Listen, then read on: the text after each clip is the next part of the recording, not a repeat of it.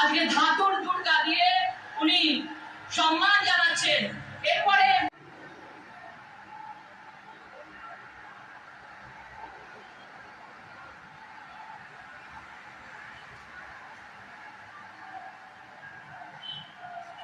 আমি অনুরোধ করব আমাদের লিডার অফ অপোজিশন আমাদের শুভেন্দু অধিকারী মহাশয়কে আপনাদের সামনে কিছু বক্তব্য রাখার জন্য।